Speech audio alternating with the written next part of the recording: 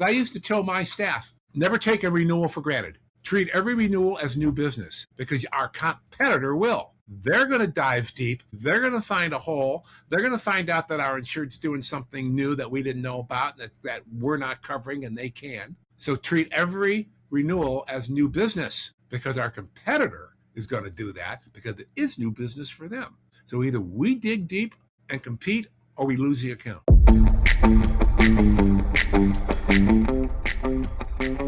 You have found Authentic Business Adventures, the business program that brings you the struggle stories and triumphant successes of business owners across the land.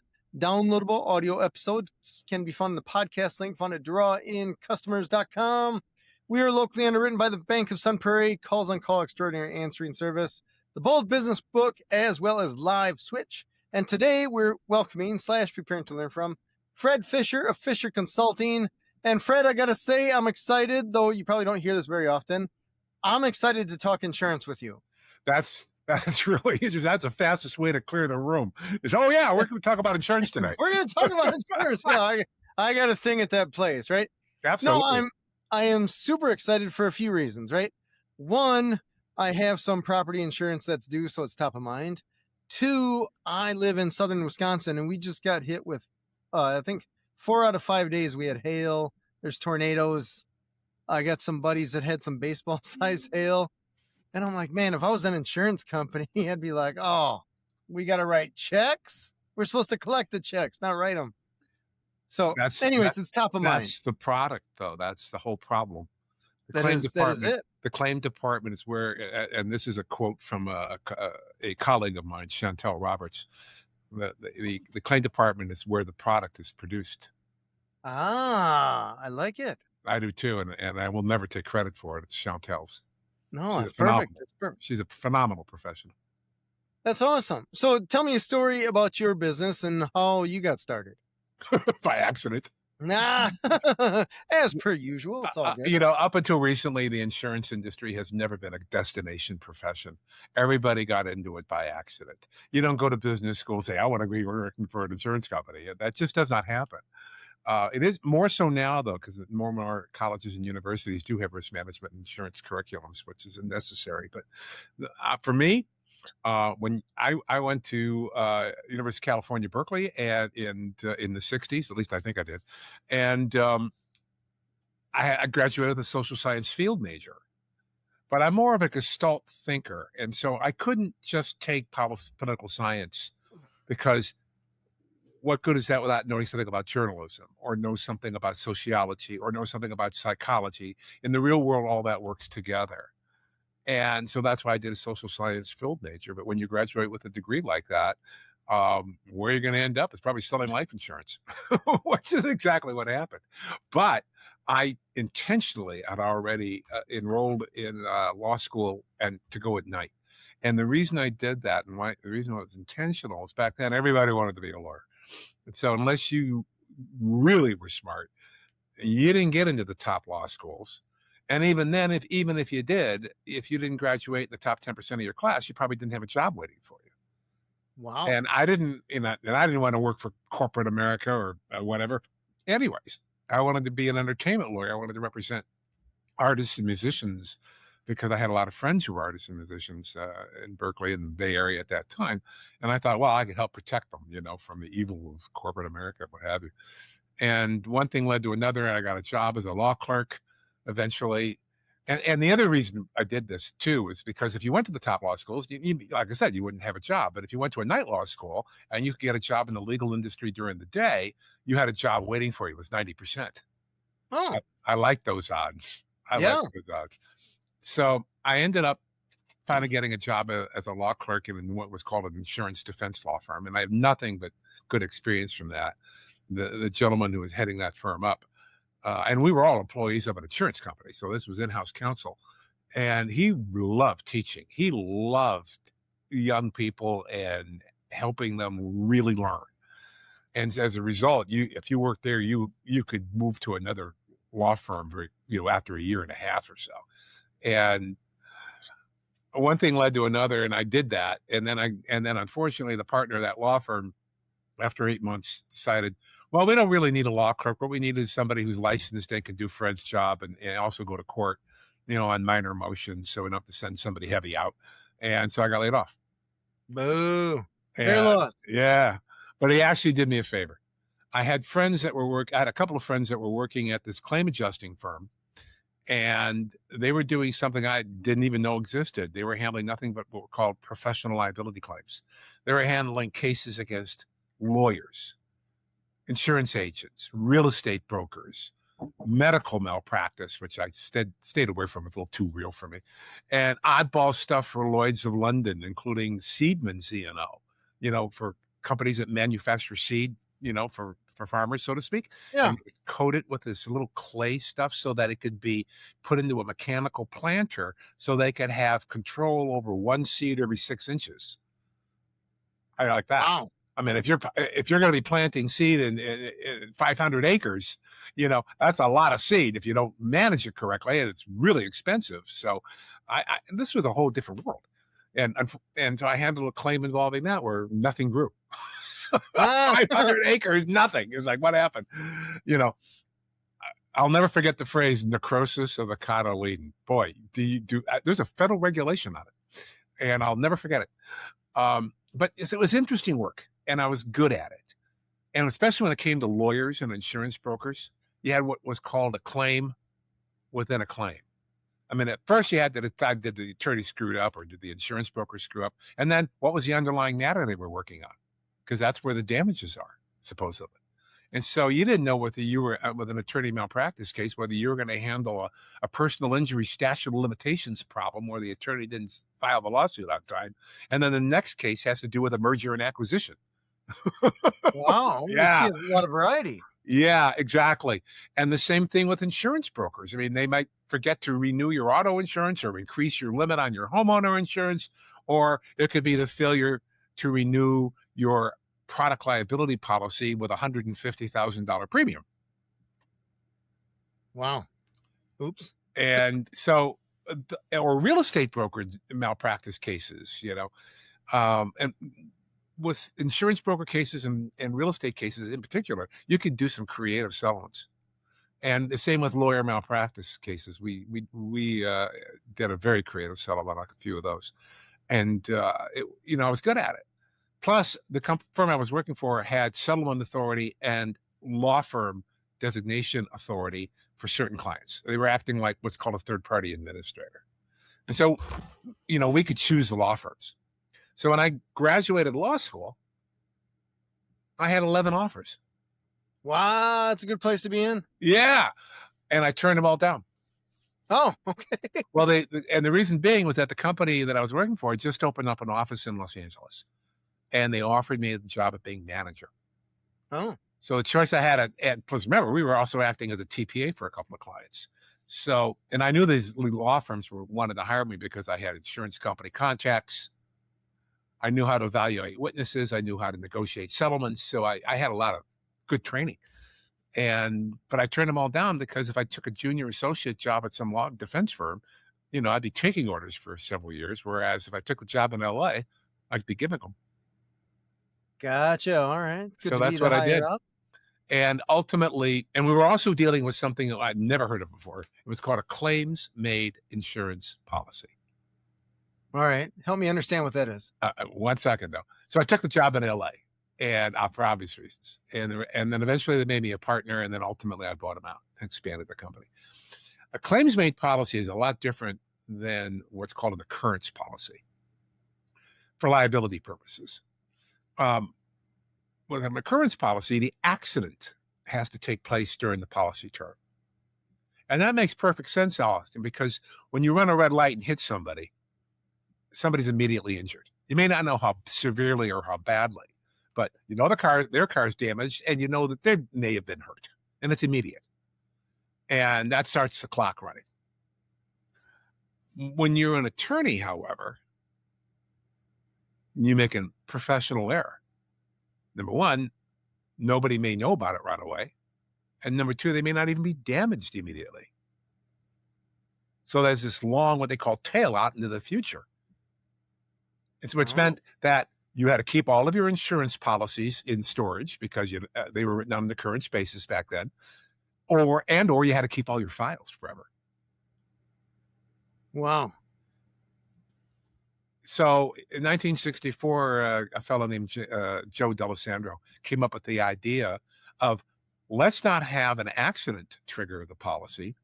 Let's have the professional error trigger the policy.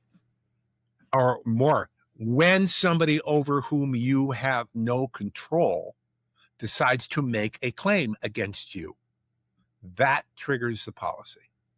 Oh, that's the moment. So even though this may have happened years ago or Even though you made them, a good example. You screw up, I'm going to do your will and trust. I screw up a generation skip tax. Don't ask me what that is.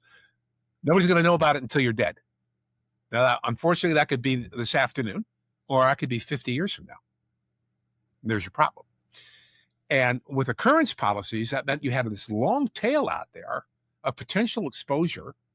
It's called incurred but not reported, or incurred not. You've made the error. No one knows about it. Hasn't damaged anybody. How do you close the books on that from an actuarial standpoint? How do you predict what can happen out 10 years from now? They usually arbitrarily cut it off after 5 years. Well, so I imagine the insurance company that was insuring you at that time may not even exist in 50 years. That's true too. They may have been acquired. Now you got to track them down. That's why you have to keep all your insurance policies. Whereas with a claims made policy, the policy is triggered when somebody over whom you have no control says, I'm going to sue you, or you made this mistake and I'm going to hold you accountable. And then even back then in the 1970s, my actual policy library goes back to 1972. Back then, they didn't even define what a claim was. Whoa. They do now, but they didn't back then. They had the courts do it. So, the courts ended up coming out with a decision that said a demand for money or services, which makes sense in a lot of ways. It created its own problems as well. And then eventually insurance companies started coming up with definitions, and now there's like 20 of them. 20 definitions for a claim? For what the word claim means. Yes, 20. Wow. All that right. created its own problems. That sounds like. So I ended up writing a book on that, actually. I've written a lot of articles on the dangers of claims-made forms over the years. And I finally took all those articles and wrote a book, and it's called Claims-Made Insurance, a Policy That Changed the World. And that, it actually is the number one in its class. For insurance, it may be the only one, but, every once in a while, it's number one again. Bestseller. But it came out a year and a half ago, and it's available on Amazon. But it's gotten 21 5-star reviews, and it was written for the consumer. Like you're providing a service. I don't know if you charge a fee for it or not, but you're providing a service. You've got media liability coverage that's almost exclusively written on a claims-made basis. Have you ever read the policy? You know what triggers your policy? Do you have an idea what triggers your policy? Because you better find out. It's funny you asked that, because I had an attorney on the show not that long ago, and she admitted that she doesn't read her policies. Well, there is no doubt about that, and I'll tell you why. All right. Before I did the book, I wrote an article that looked at 224 claim denials where an insurance company got the claim and said, sorry, you're not covered. 224 of them, and every single one of them I agreed with. And of the 224 cases, I put it all in a spreadsheet as to who the insurance company was, what type of policyholder, was it a lawyer, real estate broker, what have you, who the insurance company, what was the reason for the denial, and I broke it down into 6 categories. And the categories were not developed by me. The categories were developed by the actual cases I was looking at. What was the reason for the denial? We kept all the data, and then we could sort it. So what was interesting, without a 224 denials, lawyers were the worst at having their claims denied because they weren't reporting the claim on time. Oh, wow. Or they weren't disclosing they were aware of a potential claim. Because when you sign an application, you have to warrant. There's at least one question. Sometimes I've seen as many as 3 or 4. Are you aware of any fact or circumstance that could give rise to a claim in the future? And if you don't tell the truth, that's misrepresentation, and they can deny coverage. And a good example of that is a law firm that blew the statute of limitations on a case, And for 2.5 years, they were trying to refile the lawsuit in other states to keep it alive if they could. But they kept it on the answer to that question on their renewal applications. They said, no, we're not aware of anything. Well, that was not true. Oh, interesting. So when the crap hit the fan, guess what happened? They got a claim denial when they finally submitted. Oh, yeah, we got a claim. And the carrier said, you've been working on this for 2.5 years. Sorry, claim denied. So they had no coverage. And lawyers were the worst. The second next category were directors and officers. You own your own company? Mm-hmm. You're a director of the company or an officer? Okay, Mhm. D&O. If you have D&O, claims made. Do you have employees? Mm-hmm. So you may have employment practice insurance. Claims made. Do you have employee benefit programs like health insurance and 401k for your staff? In this case, we do not. Okay, but that would be fiduciary liability coverage would cover you for that. Claims made. And if you buy separate policies from different insurance companies for each of those 4 things, your media liability, your D&O, your employment practice, etc., you're going to have a different definition of claim in each one of them. Oof. Get it? What a mess. You know, Yeah. it's interesting. I used to have an office at there were condos. So there's one building split in 2, and there's a total of 12 buildings, so 24 condos. Lightning strikes one of those condos, lights it on fire.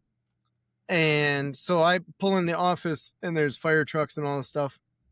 That fire, the building was close enough to the adjacent building, so that building had melted siding and stuff like that.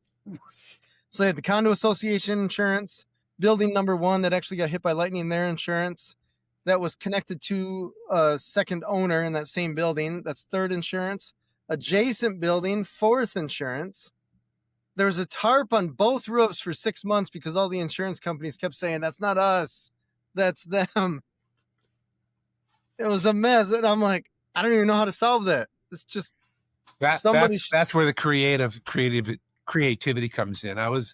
I do expert witness work now that I'm semi-retired, and I was handling a case in Florida, and a couple of very big insurance brokers had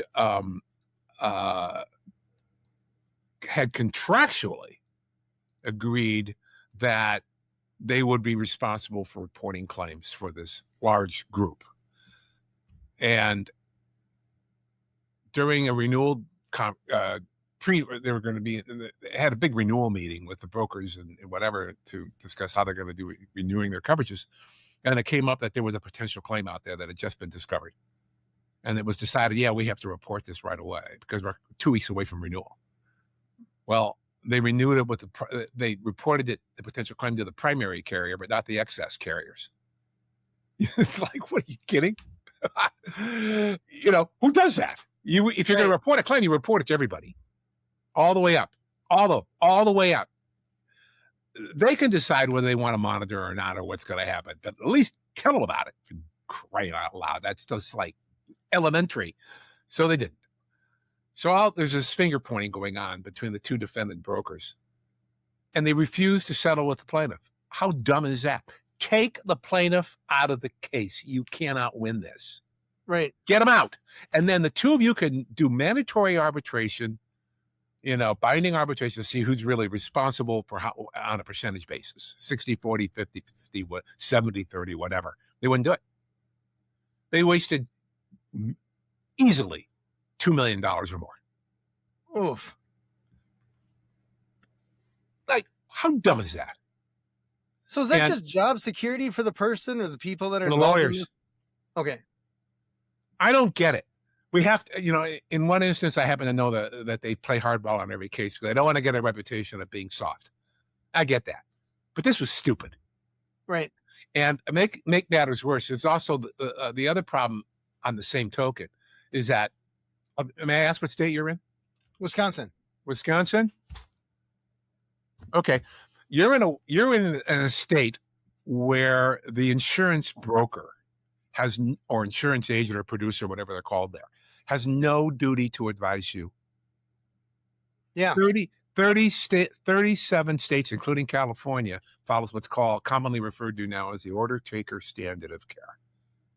Meaning your insurance broker has no duty to advise you any more than your favorite server of your favorite breakfast diner.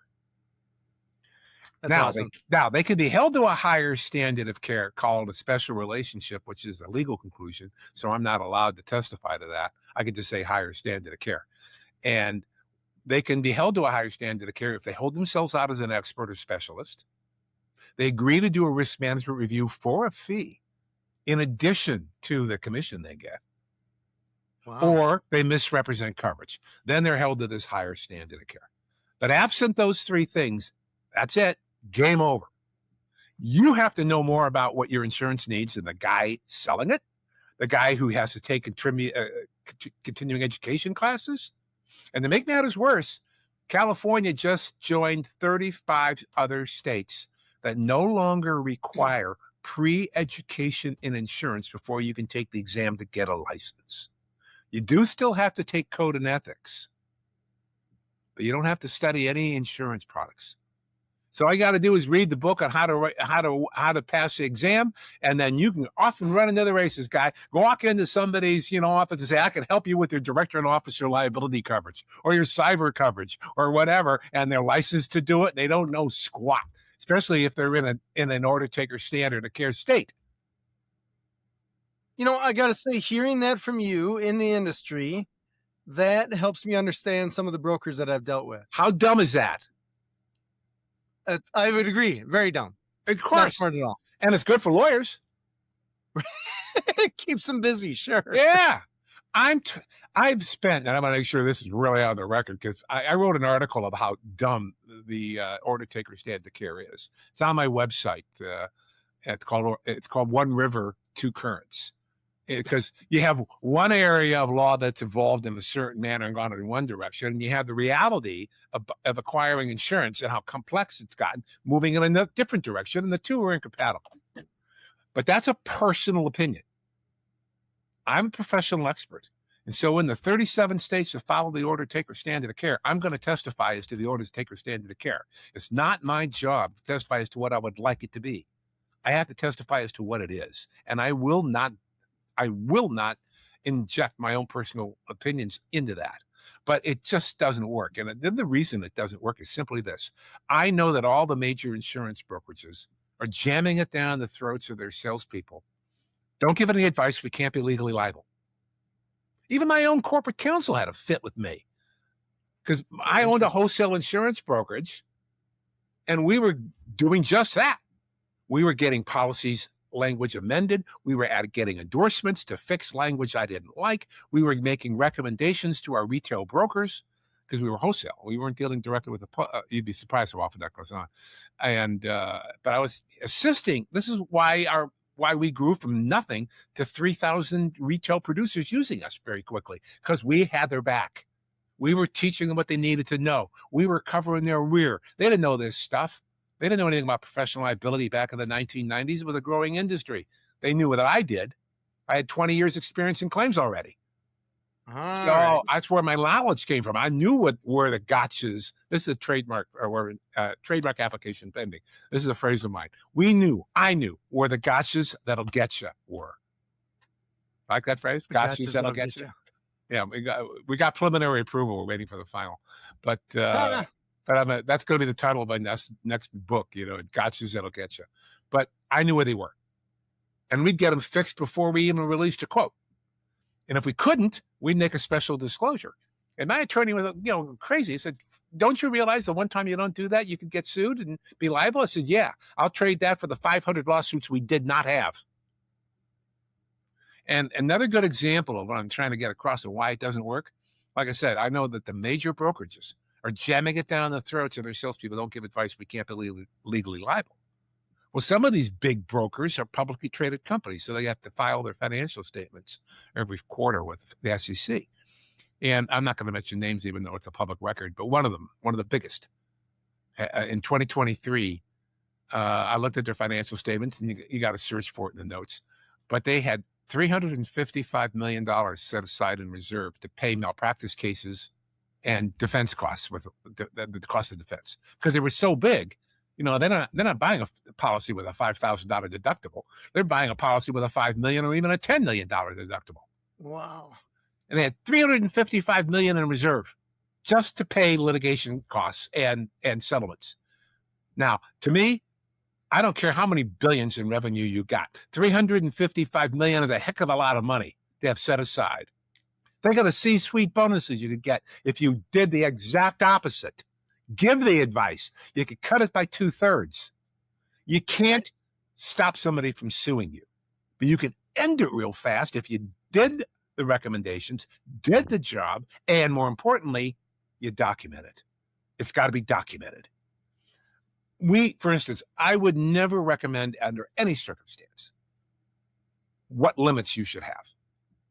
Because there may be something else going on I don't know about. Maybe you're worth $500 million, so you got real assets to protect. So a $5 million E&O policy or a $5 million D&O policy is nothing compared to the millions you may have. What I would do in a situation like that, I'd arbitrarily get a ballpark for higher limits. Say, you've asked for a limit, quote on 5 million. Great, here it is. And by the way, if you want 10, the approximate cost might be X. You want 20, the approximate cost might be X. Game over. Don't come back and say, oh, I have this horrible loss. I should have had higher limits. You were offered higher limits. Got it. And game over. And I never said I was an expert. I never said you should have higher limits. I said, here's the quote for it. Another thing that people don't realize, and this came up in a case in which, again, I was an expert. This agent had answered a question. Do you think $5 million is enough? And he said, yes. Where is he coming up with that? Then they had this horrible loss. I mean, horrific. More than 5 million. Oh, yeah. Oh, yeah. And same thing. He reiterated, 5 million is still enough. You out of your mind? What he never asked about was whether or not the owners of one of the largest water parks in the state, and I won't mention which one of the largest water parks in the state, the property value alone was $17 or $18 million. Oh. Maybe even higher. And I know that the property coverage was probably 30. So why are you insuring liability for 5? That doesn't make any sense. Number one. Number two, he never found out whether or not the owners, the board members, the officers, whether they had significant personal assets, because 2 of them were named in the lawsuit. They're personally named? Yeah. You can sue directors and officers personally. Oh, you can? Okay. Yeah. They can be personally liable for the governance decisions they make that could affect third parties. So a kid falls from a water slide. And they made a decision that they didn't have enough lifeguards. Okay. They could be personally liable for those governance decisions. Wow. And they're just on a beach in Fiji going like, what? I don't know how many lifeguards we have. Yeah, but they could be personally liable for it. That's part of their governance responsibility. Interesting. Yeah. In Hawaii, for instance, condo associations, they passed a statute some years ago in Hawaii making it mandatory that they have property insurance at a level that would guarantee full replacement in the case of a total loss. Wow. Think about Maui. Yeah. Maui. Oh my gosh. Yeah. I can tell you there's a number of board members right now that are being sued for it because they didn't have enough coverage to replace. So this is all real stuff. Yeah. And so again, who knows this stuff? By the way, Hawaii does not adhere to the order taker standard of care. Either does Florida. How do you like that? Florida holds insurance producers to a fiduciary standard. So let me ask you something really quick on that. Like me living in Wisconsin, can I reach out to an insurance broker in Florida and get insurance in Wisconsin? If technically they're licensed, but remember the standard of care. Standard of care may be the highest in Florida, but they're not providing coverage for a Florida person. They're providing coverage to somebody in Wisconsin. Oh, so it goes where the coverage is not. They might not. That's iffy. That's an iffy problem. What law would apply? I'm not a lawyer, so I can't advise you on this. I only have a law degree, but I think it's called outcome determinative. The outcome is determined by Wisconsin and their law. The Wisconsin law will prevail. But you have to speak, Wow. but do get that confirmed by a lawyer. I'm Sure. not acting as an attorney. All right. I'm But just this is the thinking if kind I of go stuff to, that people don't know about, and it's you know, wrong. it's bizarre because It I go to a is. restaurant. I've never had food there, and I'm like, "Hey, waiter, waitress, whatever, what's good here?" I presume either they're going to tell me what's good here or what they want to get rid of. Or they'll ask or they'll ask you, what do you really like? Right? Sure, something of that nature. Like you vegetarian, whatever, or do you like spicy food, whatever, some kind of. But I'm expecting guidance from them. And I guess when I'm relating that to the insurance thing that you're saying, the waiter or waitress would be like, you know what, I'm just here to take your order, Well, whatever you yeah, it want. could be like that. But I'll take it a step further. How about going to your doctor? And he says, Oh, well, John, what's wrong with you today, and how would you like me to treat you? oof. Like, what do I need you for? That's exactly right. And it That doesn't is, work. It doesn't work. If you give the advice and you document it, chances are you won't be sued. And if you are, it's going to be over really fast. Here's the documentation. Here's what we told him, or here's where it was offered. And he declined it. I'll give you a good example of how we went the extra mile. We would often get quotes, and there may be improvements in the policy as an option. For instance, first dollar defense, where your deductible would only apply to indemnification, but from dollar one, they'll pay the defense costs. That was often an option. And also defense in addition to limits. That would also be an option, because more and more policies are being written where the cost of defense reduces your limit of liability. So if you have a $1 million limit, but you had $20,000 in defense costs, you don't have $1 million anymore. You got it 980,000. oh, gotcha. Okay. Okay. Okay. And again, that's usually with professional liability policies. Nonetheless, sometimes we would offer defense in addition to limits. We would also, as an option, first dollar defense. And then in comes the order saying, please bind, and they don't mention they quote the premium back for just the basic policy, but not the options. Now, a lot of people would just say, fine, that's what they want. That's what we'll order. Not our firm. We write back and say, thank you for the order. Are you sure you don't want defense in addition? Are you sure you don't want, first dollar defense? And 100% of the time they would go, oh my God, I missed that on the quote. Thank you. Bind that too. Because once you bound coverage and you want to go back to the underwriter and say, they changed their mind. They want to add the options. Sometimes it's too late. Once they Oh, put it in the computer and bind, the computer might lock the record. And so you have to cancel the policy and rewrite it, so to speak. what a mess. So we go the extra mile. All right. Is it really that hard? Do you No, it want sounds the like you're extra just options or not? right. It sounds like you're doing what most purchasers are expecting you to do, but most order taker, insurance We broker had their people are back. not doing. We Okay. had their back. But again, we were well documented. What if we couldn't get the guy on the phone? What if he couldn't respond to the email? Meanwhile, we'd have to have this coverage bound by midnight. So we would bind. Now, sometimes we might say, please give us 24 hours to take the extra exceptions. We've offered it. We think they missed it. Give me 24 hours. And sometimes the underwriter say, yeah, I can do that. So we could hold it open maybe. But, you had to be really careful. You didn't want to have a gap in coverage, especially when you're dealing with claims-made policies. And so we would go the extra mile. And like I said, my attorney was saying, are you out of your mind? I say, no, I'm not. We were never successfully sued, ever. I can't That's awesome. stop a lawsuit, but we ended them really fast. Here's all the documentation, jerk. You want to be sued for malicious prosecution? Dismiss or die, kind of thing. And so that's how I ran my brokerage. And, and I knew the coverage because I had 20 years of claim experience. God, every time I had a claim come in, we'd go out and investigate it, boots on the ground. And every time we developed new facts, I'd be looking at the insurance policy.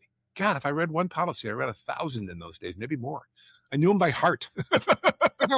That's a lot. I could see where company A, who's entering the market to write lawyers malpractice, and they have their policy, and I could say, oh, I know where this language came from. I know where that language. They're cut and pasting from somebody else's policy. Oh, funny. It's true. I went on all the time. I could spot them. you know, which is kind of sick in a way, but you can see how Well, it's just you got the experience, right? Tell me it a was. story just so I understand the layers of insurance, because you're mentioning underwriters, we got brokers, we got the salespeople, you got people like me that actually have to buy the insurance. Tell me about all the layers, and I don't know where the top is. So help me understand that. All right, depending on the type of coverage. Well, number one, there's all kinds of different insurance producers. There are Okay. captive agents. They can only sell Allstate policies, for instance, or Farm Bureau mutuals, or State Farm. And they can only sell the products of that company or group of companies. That's it. Just saying they got their little office in their strip mall with a little logo on it. Or sometimes they could be pretty big too. I mean, these guys are fairly good sized. But Okay. the point is, they can only write that company's products. So if you need something that that company can't produce, they do have a duty to tell you they can't get it, and so you need to go somewhere else. Then you have farmers agents. They're semi-captive. They have to give the farmers first right of refusal. You're And talking about then if farmers insurance. yeah, and Okay. then if farmers declines it, then if they're properly licensed, they can go out into the marketplace and find somebody else. Matter of fact, Farmers owns a wholesale insurance brokerage, and they encourage the broker that we can't do it, you could go to this wholesaler and they can get it for you, and they're still kind of keeping it in house because Farmers Group owns that wholesale brokerage. So you have that. And then you have the full service brokers, which you used to see on TV. You're an independent agent. They represent many insurance companies, and hopefully they'll pick the right one, because everybody, unfortunately, is programmed to buy on price. We're programmed. It's brainwashing. Oh, I just saved $400 in my auto insurance. I just saved $600 in my homeowner insurance, blah, blah, blah. And they're implying that every policy is the same and that the only difference is price. And that's not true. It's not true at all. The departments of insurance all set forth minimum requirements for certain types of policies, like minimum auto limits, minimum homeowner limits, minimum this, minimum that, or minimum coverages. And after that, the insurance companies are free to do whatever else they want to do, so long as they tell the Department of Insurance in that state, this is what we want to do, and the department approves it or doesn't. And that includes their forms, their endorsements, their rates. They have to justify it all. And that's why this company is a little different than that in price, but they're also giving up some coverage of some kind. And you don't know what it is. The only time you find out that you don't have proper coverage is when you submit a claim. And that's not when you want a surprise. No. And that's the problem. Because when you are saving $400 by going to company A versus the one you'd been with, what have you given up? That's the question. Because never buy on price. I mean, I realize for some people the economy's tough and they don't make a lot of money, and for whatever reason, and so if they can save some money on insurance, okay, and then they think, well, I'm not really worried about it. I won't have a claim. My house isn't going to burn down. Yeah, tell that to the 10,000 people that lost their homes in one night in Los Angeles. But help me understand this, because I guess from my point of view, people buy on price when they don't understand what they're getting. So, and if the insurance broker salesperson isn't going to tell you what's good and what's bad, where are you supposed to get the information to know what the $400 plus or minus is getting you from company A versus B? You don't. You don't. But I'll tell you, I've seen lawyers get cheap too. Oh, no doubt. Oh. No doubt. Oh, I'm telling you, this guy built, I know one person, one group built this magnificent log cabin home in Colorado on 35 acres. It took special lumber to come down from Canada to get a full log that wasn't split. This was full log, and to have it properly treated. It was this was a 10,000 square foot house. It was enormous on 35 acres. Who would have thought that it would all go up in smoke? It was $1 million just to do the debris cleanup. Oof. And he got cheap. Ultimately, he decided, I want to rent this out as a Airbnb thing during the ski season. I mean, this thing was like a chalet. I mean, you could probably have 10 or 15 people staying there. And because he was budgeting everything, he wanted to keep the premium the same or really low.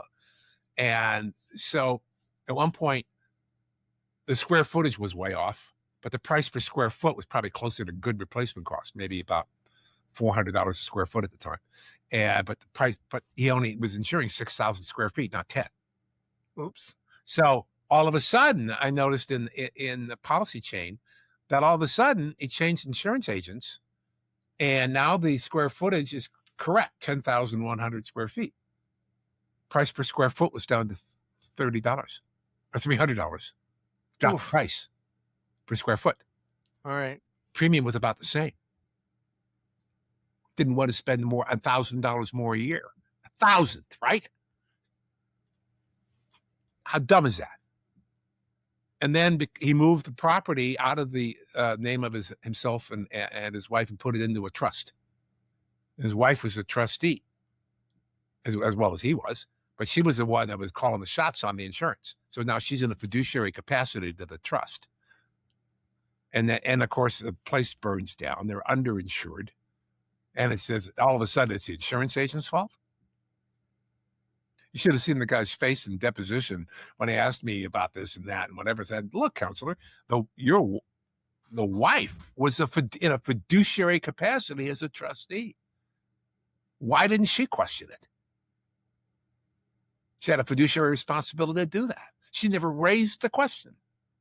And you're asking an insurance agent in California running this big property in Colorado to know what the price per square foot is in the event of a total loss back then? That's insane. Boy, I would argue that the insurance broker should know, because they should know what they're selling. No duty to advise. No in duty Colorado. to No duty I don't to have advise to in know what I'm California. selling. Okay. But you've got a woman acting, the wife in the fiduciary capacity as a trustee. Sure, it seems like since the insurance broker, salesperson, order taker, whatever, doesn't have to. And like The I said, I assumption is never that the would recommend wife would price. know what to ask, but would she? I mean, I don't know if I would.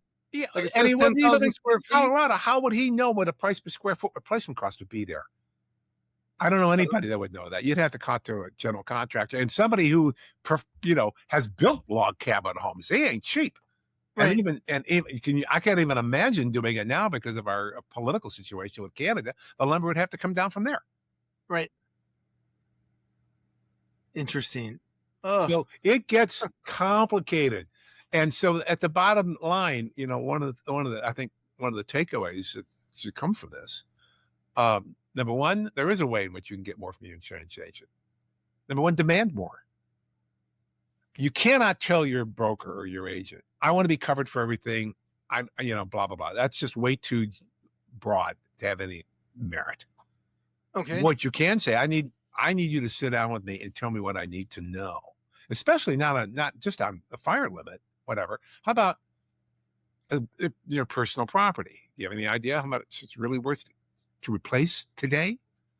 Or all your records, all your CDs, all your clothes, believe me, it's higher than you think.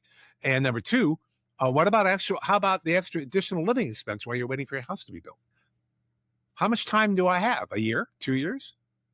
How much, is there a cap on the amount of money they'll pay for my renting a decent place to live? I have a policy that's actual loss sustained.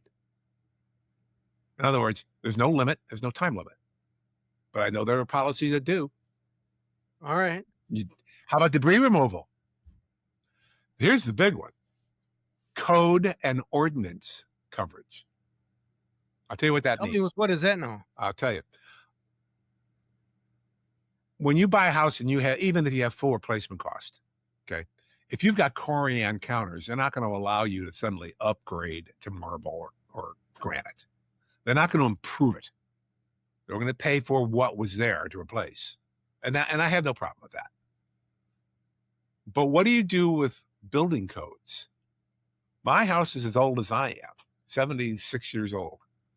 That's how old my home is. So if I had to rebuild my house today, how much of the cost of rebuilding constitutes an improvement because of the building codes have changed.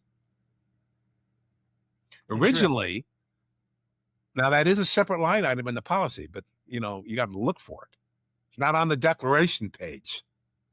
I was shocked to find out that my code and ordinance coverage on my home, and I'm supposed to be an expert.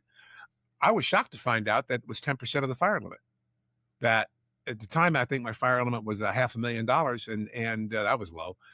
But I only had 50,000 for code and ordinance coverage. And so I asked the underwriter how high can you go? She says 90%. I said, go, do it. I went 90%, and I was willing to pay for it. And now, I think I'm now looking at a home. I've insured it for $450 a square foot for replacement cost. I took it up, and I've got 100% code and ordinance coverage, and I've got actual loss sustained for additional living expense, et cetera, et cetera. And and I'm willing to spend the money. Actually, I took my deductible up to reduce the increase in premium somewhat. So that, and I've done retrofitting for earthquake protection, on the foundation, anchoring the house to the foundation. Whenever we do a major improvement to the house, I make sure the insurance company's got copies of the bills and the invoices, and here's what we just spent to put in a new roof and all that. And they're very appreciative. Actually, I think they're kind of annoyed by it because now I can prove I did everything. And it's in their underwriting file. Now, you mentioned deductibles. I'm going to ask you about that because that's a big deal as far as insurance goes. So tell me about deductibles and what, I don't want to use the word recommend. So tell me about how that changes your policy premium. My original, it can make a significant increase. When I think my deductible on my fire insurance was $1,000. It was nothing. And for me, at least. And when I increased the price per square foot significantly, and the code and ordinance significantly, I knew what the increase in premium was, but I said, let's take the deductible up to $5,000. And I think I went to $7,500. And ultimately, and that reduced the impact of the other limit increases dramatically. Gotcha. Okay. And I can, I'm knock on wood, I can afford it. So I can write that check. But some people may not be able to do that. So there is the economics of it. But at least from an insurance broker standpoint, if he makes a recommendation of here's what you can do, and here's what you might want to consider, here's the cost, you're making a decision. And if he documents it, it's going to be harder for you to make an E&O claim against him for being it wrong. But right now, insurance agents are being thrown under the bus by the insurance agents are. Oh yeah. Well, the order taker standard was a start. And then, of course, you get into the commercial world. When I first got into claims in the 1970s, 1975, I think it was. Yeah, March 15th, 1975. Beware the Ides of March. That's when I got hooked, right? Back then, a business needed 5 policies. Really, 5. Wow. General liability, property, maybe an umbrella. There's 3. Workers' comp. There's 4. And then employee benefit programs back then. That's 5. That's it. Now you got those 5, and then you might have environmental, employment practice, professional liability, D&O, EPLI, fiduciary liability. You might need special product liability if you're manufacturing, and on and on. The list could be as high as 15 different policies today for hazards that didn't exist back then. We didn't need to worry about cyber liability back then. Oh my gosh. You didn't need to worry about tech liability back then, and a lot of these policies are written on claims-made basis and some aren't. So how do you keep track of all that? And then the idea, oh God, if I'm going to report a potential claim on my claim-made policy, my rates are going to go up or they may non-renewing, blah, blah, blah, blah, blah. No, they don't. That's a fantasy. I know. Right. If the industry is mandating you report potential claims and disclose them, they can't hold it against you for doing just that.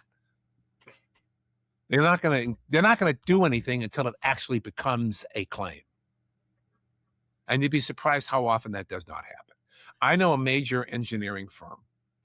They do water treatment stuff. They're big, $billion in revenue, billions. They report close to 200 potential environmental claims and or design and construction potential claims a year. 200. Wow. Never had a rate increase. Never got an underwriter saying we're not renewing you or we're not going to quote it. Too much claim frequency. No, the claim frequency is 0. When it becomes a real claim, that's when the insurance company will start posting claim reserves and whatever. And now they got some data to work with. Do we want to renew? Do we want to increase the premium? Whatever. But when you've got a track record of close to 200 potential claims a year being reported, and nothing has happened with them ever, it's a clean record. They're just doing what the policy requires. Tell me a story about that, because residential. I got a roofer that comes to my house because I was looking to get solar panels on there, and I'm like, I need somebody to look at the roof to tell me if it's worth putting solar panels on here, because I don't want to put solar panels on a roof that's all beat up. Roofer comes out and he's like, oh, dude, you got all this hail damage. And so I'm like, okay. I call my insurance guy. Hey, insurance guy. Yeah, probably too late to report it, too. Well, it was within 6 months, maybe. So I knew there was hail, but it was one of those, like, I don't think it was that big of a deal. The hail wasn't that big. Well, there may be a time limit to report potential claims is what I'm getting at. Oh, interesting. Okay. Well, what happened was... That's a first-party claim. What's that? That's a first-party claim, the damage to your roof. Okay. Yeah, what I was describing to you was a third-party liability claim.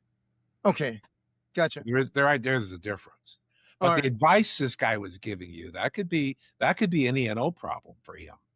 So what is E&O? Errors in emission. Gotcha. Okay. And error in emission is usually something that professionals will have. So when a roofing company comes out and starts giving you advice, I don't know that they're covered for that. All right. So here's what happened. Insurance guy comes out and he's like, you got some hail damage, but it's not enough to justify a new roof. So therefore claim is denied. And so then I'm like, hey, roofer guy, insurance guy says there's not enough hail damage. And you are telling me it's catastrophic. Which one is it? Get a third party inspector out. So I was assuming that the roofing company was the third party. But they're also bidding on a job, and so they're not being objective. All right. You wanted somebody objective to come out and say, yeah, there's some serious damage here. Now, it may already be too late to report it and get it fixed. So now you're stuck anyways. But you might want to hire a different general contractor. Okay. So here, the point that I have is that the insurance company treated that as a claim, even though they didn't pay out. So here's the thing. A lot of times when you renew, especially in commercial insurance, they ask for loss runs from the existing carrier. Okay. Your loss run will be 0. Okay. So, but there was some company, I forget how, because I went down this rabbit hole thing. Like, what do you mean? Because we tried to renew insurance. This was years ago. Different roof, different house. And one of the insurance brokers I talked to said, oh, you had a roofing claim. And I was like, no, we didn't. We never got paid from insurance. And they're like, oh, and they gave a date. And I was like, oh, that's when another hailstorm. Roofer came out, said he got damage. Insurance guy came out, said, no, you don't. That was marked as a claim. It dinged our account or address. Well, I don't agree that should have been done because they didn't pay any money out on it. I would totally agree with you. But it was on our record, insurance record. I don't know. Usually they only go back 3 to 5 years. This would have been within that 5-year window. Okay. Yeah. So even though there was no claim made, no claim was submitted, was denied. Okay, so that was the question I have: is when do they actually consider it a claim? Is it when you make the phone call and say, "Hey, I got a problem"? They're supposed to when you pay something out.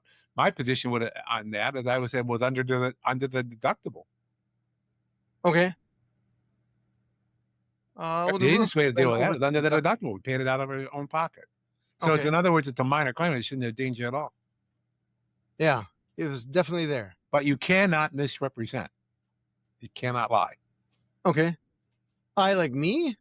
Yeah, you can't say we never had a claim. Oh, yeah, I guess. We don't have a claim that's more than 5 years old. Well, much like the insurance companies have hundreds of different ways to define claim, mine is when I get a check from the insurance company, that's a claim. If I don't get a check from the insurance company, that's a paid claim. That's a paid claim. Okay. So I never had what I considered to be a claim by my definition, but apparently insurance company's definition was different. Look at the dictionary, because ultimately that's where it'll be. It sounds like there'll be 20 definitions, though, right? Yeah, but I'm telling you that even the courts use Webster's Okay. Oh, interesting. Okay. if All right. it's not defined in the policy. The All word right. claim is very ambiguous. No doubt. Totally agree. Yeah. Yeah. So, Interesting. I want to tackle some other things here. You had mentioned the Crumble copyright lawsuit, and Crumble, the way it's spelled, is this Crumble cookies? it might be, yeah. But that was another example. There have been some major organizations that have had their claims denied because they didn't report them in a timely manner. All right. There's been several of them. Harvard, USC, the Blake Lively lawsuit, Cedars-Sinai have all had claims denied because they had been investigating them with their risk management department for some instances several years before the proverbial crap hit the fan. And then they reported to their claims made insurers.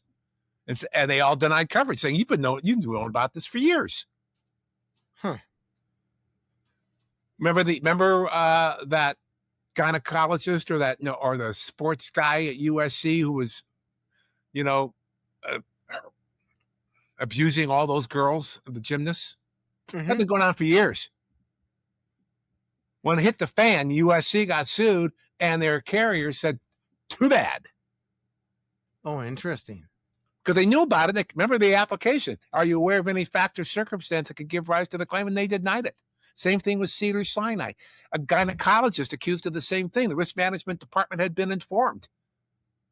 And they were investigating it and never disclosed it. Oh, interesting. Okay. The same with the Blake Lively lawsuit. She had been complaining about problems. A lot of it's since been thrown out. I grant you that. But some of the allegations, not all. But she had been complaining about it for 2 years. Same thing. They could have lit on it. Remember, the HR department is not your friend. The HR department's there to protect the company. But as soon as they start an investigation of some kind, that's when you have to report a potential claim. Because if it's going to blow up, it's going to be bad, and it's going to blow up sometime. And of course, with USC, it was, look how many gymnasts were, drowned into that thing. It's unbelievable. How do you if you're going to keep a lid on it, that's one thing, but at least report it to your insurers. And for Christ's sake, don't have an application signed by the CEO saying, we're not aware of anything. The hell you're not. That was what all that about. All right. And it's, to me, 100% preventable. But it's also, again, shows you the dangers of existing claims-made policies. But I'll go you one more. Here's a gotcha that'll get you that just, to me, is still mind-blowing. Ever heard of Pharmacia? Yeah. A big pharmaceutical company. Okay. So you can imagine the towers of insurance they have. Probably they're self-insured for the first 5 or 10 million. Then they start buying excess insurance. And if they want to enter into a settlement, they've got to get prior approval from all their insurance companies, because you can't expect somebody else to write a check without telling them about it. Okay. So I don't have a problem with that. So they entered into a $207 million settlement. They got approval from all the insurance companies that were going to have to write a check. The sixth layer of excess was at the $160 million layer. Which means $160 million on the table already. Wow. That's a healthy amount of money right there. So this insurance company was Hartford. Not a fly-by-night company. No, big company. Twin City Fire. They had a sentence in their policy that still to this day, 2 years later, I'm still mind blown over. The first part said all underlying insurers had to have exhausted their limits. Oh. I don't have a problem with that. You want $160 million on the table. Okay, they had the $160 million on the table. So that's not a problem. It's the second part of the sentence that got me. And all underlying insurers had to admit liability. Yeah. You ever heard of anybody admitting liability in a settlement? let No. alone the insurance companies? No. Of course not. I was like, what? And that was upheld in New Jersey. So now, because that carrier was out, everybody above them was out as well. Because remember, you got all underlying insurers, right? You got to pay in. Well, this company didn't, and everybody above them. So at the end of the day, Pharmacia had to cover $47 million. Wow. On top of the initial that they had. You had to write a check for another $47 million. Woof. And it turned out this wasn't the first time that policy had been tested.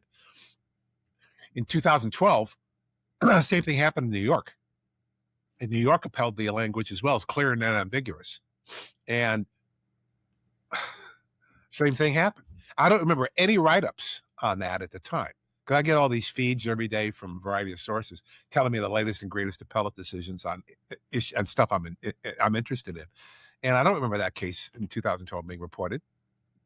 It was cited in the opinion on the Pharmacia matter, and that's where I saw it. I was like, wow, 2012, the same thing happened. Wow, I didn't know that. But what was interesting is that, I get all these feeds often from law firms who review a case and some of them, they even give you really good takeaways, what you need to learn, what to do about this decision. And so there was this one law firm that did a review of the Pharmacia case. So it was spot on. It was the last sentence.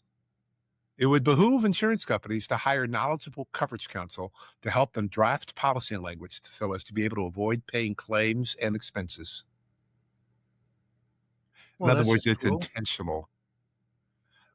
Lawyers are helping insurance companies write policies that are more and more restrictive. The courts are enforcing the language because to them it's clear and unambiguous. But like, to who?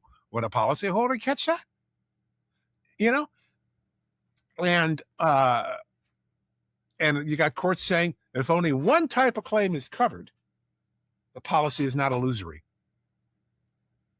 So instead have 20 or 30 or 40 different types of things that you would reasonably expect to be covered, they could take away 39 of them. If one type of claim is covered, the policy is not illusory.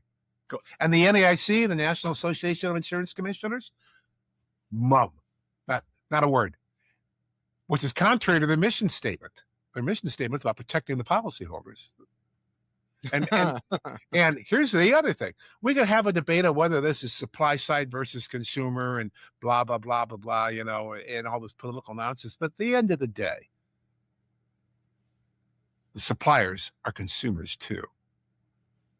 And that's certainly true of Pharmacia. It's also true of lawyers. Don't even get me started on absolute exclusions. Lawyers helped them create that problem. It gave the insurance companies a valid basis upon which to deny coverage. They're doing it all the time. And at the time I wrote my article about absolute exclusions in 2021, lawyer malpractice policies had very few, if any, absolute exclusions.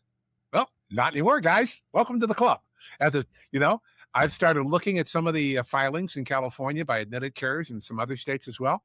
And more, absolute exclusions are being put into lawyers' professional liability policies. We don't need you anymore, guys. We don't need your help. Thank you. You've done your job. Now we're going to screw you too. Wow. Including bodily injury and property damage. We don't cover any claim arising out of any bodily injury or property damage, period. If it's in a lawyer's policy, when they're handling a car accident, guess what? They're not covered. And there's 3 cases that have already been around the United States in New York, Texas, and Louisiana that have enforced the bodily injury and property damage absolute exclusion. Welcome to the club. Oh, that's surreal. It's gross, I guess. Seems abusive. Interesting. Not a fan. So tell me, this language and stuff in the policies, some of it as you're reading it, you kind of glaze over. Like, this is tough to read. It's in lawyer speak. Presumably to be too confusing for the average consumer to read and understand, because that's what typically lawyer speak is for.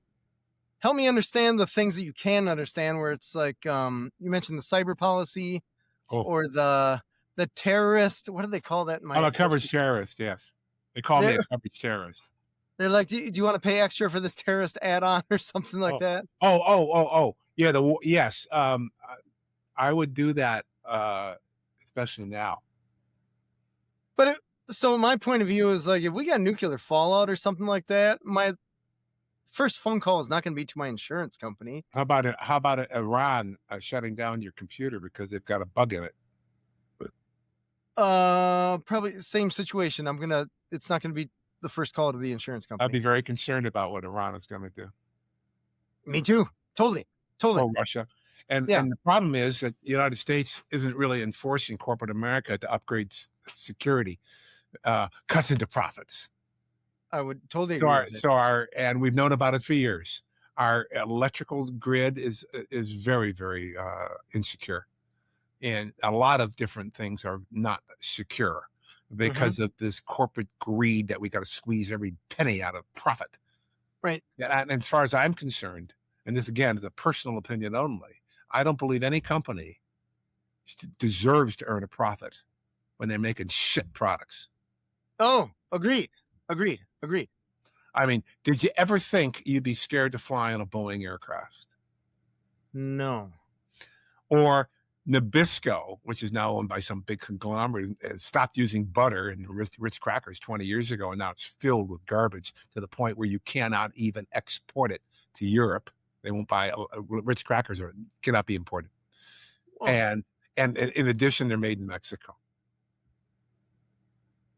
the margin on that has to be insane. Yeah, and it's shit. I don't buy them anymore. I haven't bought them in years. Yeah. Yeah, and when they were originally made with butter, boy, you bind that with some seafood for a seafood stuffing, man. It's good stuff. You have my baked stuff laughter, you're going to want to die. After that, you eat that, I'm dead. I'm done. Nothing could be better than that. It's interesting how just corners are cut and cut and cut, and you realize the margins that some of these companies are making. It's It's all just about like, profit. yeah. It's all Why? about squeezing profit. Let's not, they all go back to, what Jack Welch said about creating shareholder value at that business lunch he did in New York in the early 1980s. And that's true. He started the speech out talking about, his job was to create shareholder value. But people forgot the second part of the second sentence. You create shareholder value by creating the best products and giving the best service in your competitor. Mm-hmm. And that has fallen by the wayside. It was one of the reasons I left the company that I founded. We got sold. I sold it 2008. It was a stock sale, so we were wholly owned subsidiary, and so it was not an asset sale. And then we were sold again in 2010, and I have nothing but nice things to say about them. It was a third buyer. They were private equity driven. I could have been selling vacuum cleaners door to door, and they wouldn't have cared as long as I was putting money on the books. And the one thing they didn't want us to do was give any advice. They wanted us to cut back on our service. And what they didn't seem to understand and they couldn't grasp is that, look, all of our customers are coming to us because they want to, not because they have to. We don't have anything exclusive here. We don't have any underwriting and binding authorities like we used to have. If they're using us because they want to. And when we stop giving them the service that you want us to stop, then there's no reason to continue using us. They can go to some other wholesaler where they've already got all their casualty business, because we don't do casualty. They're going to go to another wholesaler that has not only a casualty division, but a professional liability division. But they're coming to us because we're not giving a mediocre service. When we're as mediocre as our competitors, no reason to use us anymore. And that's exactly what happened. Wow. So, and you left that company. I lasted 8 months. My second command, who had created his Orange County office literally from nothing and turned it into a $10 million a year facility, he left after 8 weeks. Wow, man, the ink's still drying. And then I left after a total of 8 months. I finally had enough. The story on the street was that I threw my keys on the desk and said, screw you, Brian, I'm done. And, number one, obviously, and shall we say, slightly harsher language. But that's pretty close to the truth. Wow. When I walked out, I said, I'm done. I can't do this anymore. Well, good for you for having the stones to do that. Eventually, the company folded. I mean, They sold it the fourth time, and they decided that the brand, which was so respected and so well known, had become so toxic they didn't even want to keep the brand. So they didn't, and then the whole thing folded. So the third buyer lost money. The fourth buyer lost a lot of money. Doesn't break my heart, not my problem. They didn't want to listen. And what the other thing they just couldn't fathom was, in California, there's no such thing as non-compete agreements unless you sold the goodwill of the business. Well, I'd already sold it in 2008. So in 2010, I was free and clear to compete if I wanted to. But I liked those people. And with the third guys, I could have competed with them. There was nothing they could do to stop it. But I was decided, I don't want to do this anymore. And I'd already been doing some expert witness work anyway. So I figured, well, I'm close, it's about time my age to slow down a little bit. I'll just do more expert witness work. But I didn't need to work. I don't need to work now, but I do need a reason to get up in the morning. Fair. You got to have a purpose. That's a big deal. Yeah, but when I'm finally tired of doing expert witness work, I may, hang out at animal shelters and walk dogs and stuff. Well, I got hooked on that. I got hooked on animal rescues during COVID. Hope for Paws and stuff like that. Good for you. The dodo. Oh, some of these stories just break your heart. And then of course I still, writing and trying to do my best to do education. I'm doing a big webinar with Chantel Roberts in May. That's going to be hot. I'm going to turn the industry upside down. Nice. You got to share that link with me and I can push it out to our listeners. Yeah, I can. But it's a little more technical. It's really for people in the claims industry, insurance claims industry. Okay. Because what it really does is we're taking on the powers that be, because the claim department's the profit center and always has been. And unfortunately, it's treated like a cost center, and that's wrong. And I did some claim auditing. We did a lot of qualitative claim auditing in the 1980s and 90s. And we proved the fact that if you invest in your claim department, the claims are going to be settled faster and cheaper than otherwise. And your claim expenses and attorney fees are going to drop through the floor. We proved it. And there were other documentation that was out at the time. But unfortunately, when you got bean counters coming in and people that, have accounting degrees, all they see is this massive cash flow. And so they look at the claim department as being a cost center. That's where the money's going out the door.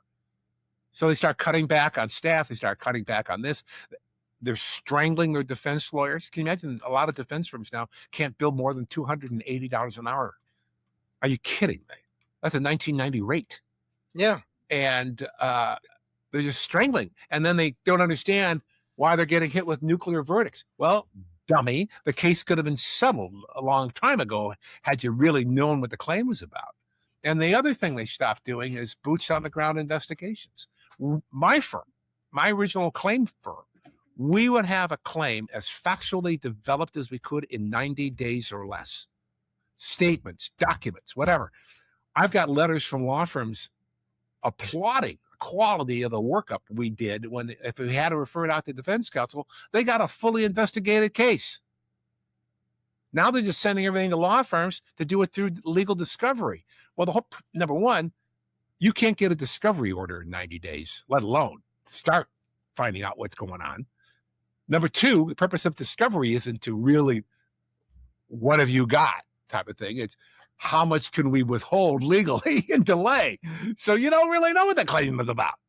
You don't have all the facts. You don't have all the documents. You're going to spend a hell of a lot of money over a period of 2 to 3 years to get it, where we got it in 90 days or less. Dang. Which had a big impact on actuarial review and actuarial justification, too. The actuaries would have to be able to project what the book of business could look like in 2 to 3 years, because they've gotten the facts and the reserves have been more accurately set early. But if you have to wait 3 to 4 years before your reserves are more accurate, you're not going to know. And that's being done intentionally as well. And that's what this webinar is all about. But I'll be happy to send you the link anyways. But here's the thing. The Academy of Insurance thinks that this thing is so important that they're offering it out there for free. And they started advertising it 6 weeks ahead of time, when normally they only do 2. Wow. Most people go to webinars to book them at the last minute, is what they tell me. That's what their statistics show. But they think this one's so important that they're already advertising it. and it's March. It's May 5th, May 7th, and they started advertising it 2 weeks ago or 3 So weeks. when you give this webinar and you lay out how it works and how it's more profitable Yeah, and Chantel serves and the client better, do you think that'll move the needle on the industry at all? Or is I that the don't hope? know, but it's going to create a lot of noise, Okay. and that's the whole idea. The Okay. claim department is not and never has been a cost center. And and again, I'll quote Chantel: "This is where the product is produced. Is the claim department? That's the product. It's not a piece of paper. It's not saving $400 on your auto insurance. Here's your policy. Don't you feel good? There's your placebo effect. Right. Save $400, and you don't know whether you got anything good until you have a claim. And that, like I said, that's not when you want a surprise. No, but that's usually when it happens. I don't know how to do it any other way. Exactly. That's exactly, and that's what they're gambling on. Then you're not going to know you don't have the right coverage until it's too late. Huh. Well, that's just freaky. I was hoping for some good news, but I don't know. Well, there are some good insurance companies out there that are domestic, and of course, if you qualify, I would go to Lloyd's. Lloyd's still has 1990 policy forms. They still use boots on the ground investigators. They still have integrity at Lloyd's. You can Not go all directly the to syndicates, but Lloyd's, but a lot of them do. you can go directly to Lloyd's? Well, I used to do business with Lloyd's. I'm licensed to do it. Still am. Okay, but me as a little business owner, I can go to You Lloyd's? could go to Lloyd's. Yes, you can instruct your broker. I want you to go to Lloyd's, because then he'll go to a wholesaler that can. Oh, And interesting. and they even write homeowners and flood. Lloyd's does? Yeah, the value of the property. To qualify for a Lloyd's homeowner policy, the total cost of reconstruction has to be at least a minimum of 1.5 million, Okay. and then you qualify for a Lloyd's program. And then Got they it. have a good earthquake policy and a good. They have a lot of good and flooding policy. They have good flood policies too, and they use boots on the ground investigators. Interesting. I guess I was under the impression that Lloyd's was the insurance company that insured the insurance companies. That Lloyd's does do reinsurance. That is correct, Okay. but they also write primary coverages too. Huh. I had no- or I Usually it's called hard to place kind of coverage, but that's not always true. Okay. Well, I guess I heard of where just like, hey, I got this huge diamond that was Well, yeah, worth $5 billion. and Marilyn Monroe's legs and all that stuff. Yeah, Yeah, I'm insuring the Mona Lisa or but something. they like write that. everything, and they're very good at it. And they're very and most of the syndicates still have they're all corporate now, but Yeah. they're Lloyd's has always had this one thing that I always found intriguing. They're more interested in proper behavior than they are in competence. How interesting. That's weird, but there's some they really prefer that you behave properly, and hopefully All you're right. competent too. But Well, I would hope that insurance company would behave as well. So then we can that's all why I'm be wearing a jacket, because it's after 5 in London. Ah! Tell me a story really quick, because you gave us a lot of information, Fred, and I want to value your time here. If business owners, they need insurance, but it sounds like in 35 out of 50 states, you're going to have a hard time finding an insurance agent that's actually helpful. What do you look for to find an insurance agent that is as helpful as they can possibly be or are willing to be? Number one, you have to tell them what you really want. I want to know what I need to know, and I expect you to sit down with me and go over with the quotes when we get them. And you have to be willing to spend the time. If they say, well, we don't do that, I said, fine, goodbye. Got it. There's nothing wrong with going to a direct writer, because sometimes they have very good products. One time State Farm had really good products, but they're iffy these days. Farmers, I like still. They're still pretty legit. There may be other smaller direct writers that also, but remember, that's the only quote they're going to get you. So if you want a quote from a company like that, still go to a full service independent agency and make it clear what you expect. I'm going to read the policy. I'm not going to understand everything. I expect you to help me, especially when it comes to the sub coverages, the sub limit stuff, especially on homeowner or condo coverages, and a lot of that. And then, of course, for your business. And you may find that your local good independent broker is fine for the light stuff, but when it comes to your D&O or your E&O, what have you, then you got to go to a specialist. And if your retail agent says, well, I don't have that expertise, but my wholesaler does, because I know that RPS is excellent. They advertise their experts. That's RPS. And there are excellent people that I've known forever that work for RT, Ryan Turner. That's another wholesale, and they also have underwriting and binding authorities as well. So you can tell your agent, you got to make sure, I want you to be able to go to Ryan Turner as my wholesaler or one of their underwriting facilities, because again, more often than not, it's going to be quality coverage or RPS. And you can even tell your agent, I'm going to another retail agent, and I want you to go to these carriers. And I'm going to give the other insurance opportunities to this other, and pick the two. See who's going to be more competitive. All right. Because I used to tell my staff, never take a renewal for granted. Treat every renewal as new business, because our competitor will. They're going to dive deep. They're going to find a hole. They're going to find out that our insured's doing something new that we didn't know about, that we're not covering, and they can. So treat every renewal as new business, because our competitor is going to do that, because it is new business for them. So either we dig deep and compete, or we lose the account. That's genius. Oh, I love it. Fred, where can people find you?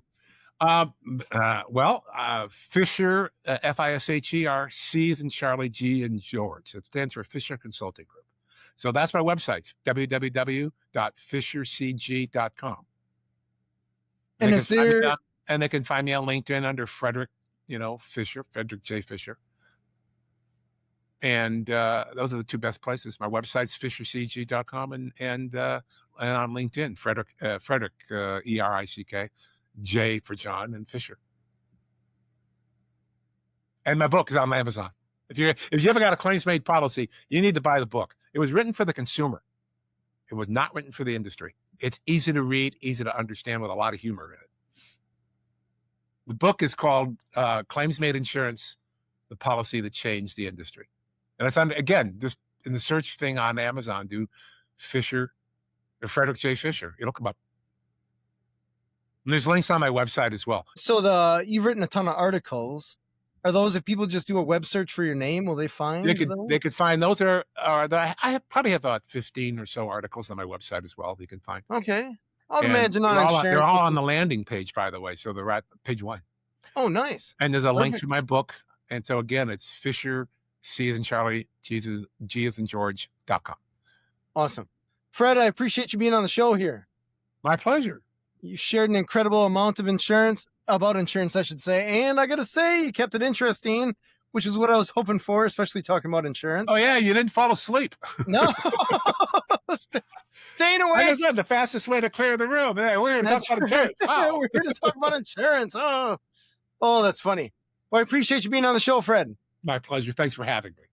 This has been Authentic Business Adventures, the business program that brings you the struggle stories and triumphant successes of business owners across the land. My name is James Kademan, and Authentic Business Adventures is brought to you by Calls on Call, offering call answering and receptionist services for service businesses across the country, on the web at callsoncall.com. And of course, the Bold Business Book, a book for the entrepreneur in all of us, available wherever fine books are sold, as well as Live Switch. With Live Switch, you can take live videos with your clients to save you time and money. Check them out at liveswitch.com. If you're listening to this on the web, if you could do us a huge favor, give it a big old thumbs up, subscribe, and of course, share it with your entrepreneurial friends, especially those friends that have to buy insurance, which is probably all of them, and those friends that may not necessarily understand their policy, which is probably all of them. Fred is their man. We'd like to thank you, our wonderful listeners, as well as our guest, Fred Fisher of Fisher Consulting. Fred, can you tell us that website one more time? It's www.fisher, FISHERCG. So it's all fishercg.com.